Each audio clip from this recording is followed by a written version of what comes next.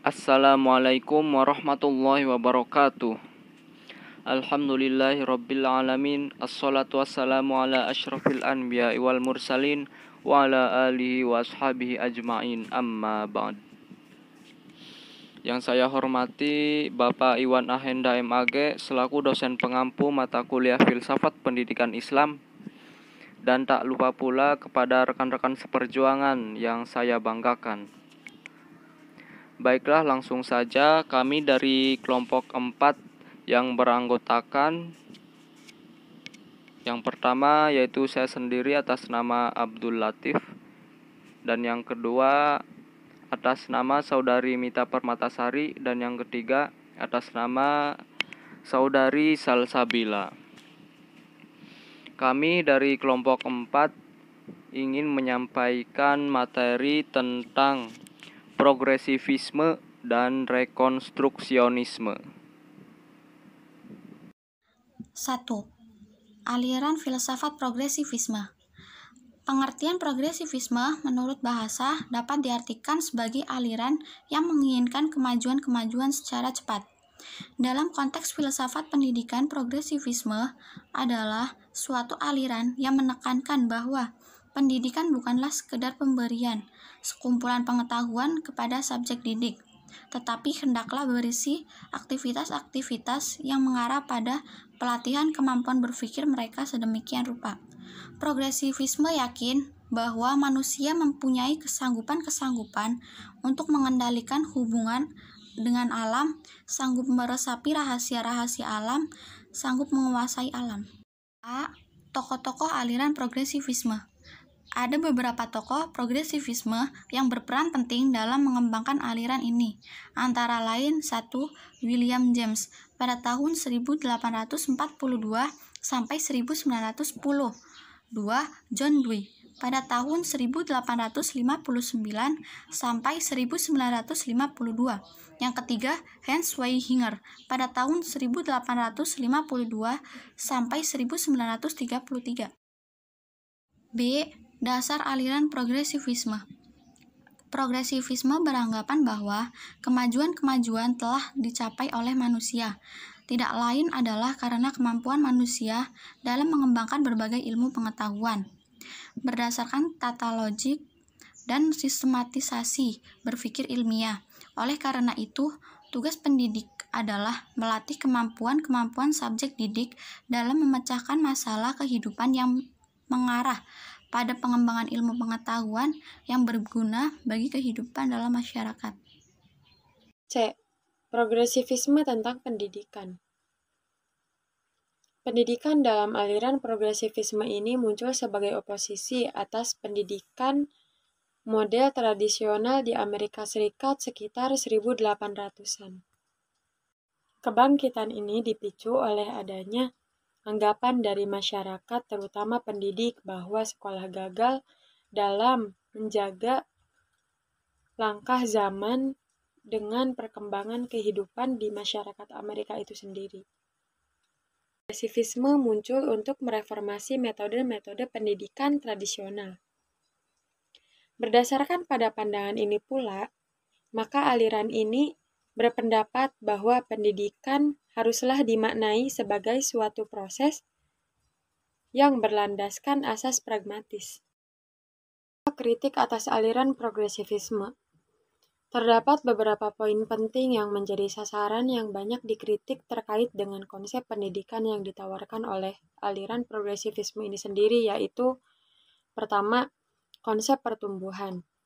Yang kedua, prinsip bahwa anak harus dididik sesuai minat dan kebutuhan mereka sendiri, serta pendidik yang hanya berfungsi sebagai pendamping itu merupakan konsep yang tidak realistis. Yang ketiga adalah pernyataan progresivisme bahwa cara belajar dengan memecahkan masalah yang langsung dialami oleh sang anak merupakan cara belajar yang efektif, namun tidak berlaku secara mutlak. Yang keempat, tidak ada kaitan langsung antara sistem pendidikan progresif dengan demokrasi. Yang kedua, aliran filsafat rekonstruksionisme. Kata rekonstruksionisme berasal dari bahasa Inggris rekonstruksi yang berarti menyusun kembali. Dalam konsep filsafat pendidikan Islam, rekonstruksionisme merupakan suatu aliran yang berusaha merombak tata susunan lama dengan membangun tata susunan hidup kebudayaan yang bercorak modern.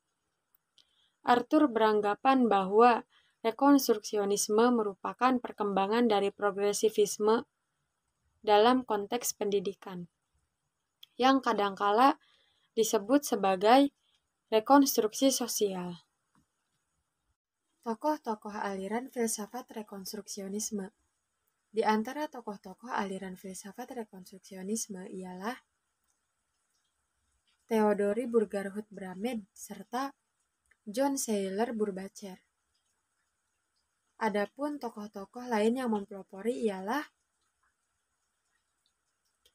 George Kohn tentang rekonstruksi sosial dan John Dewey tentang rekonstruksi radikal dan individual.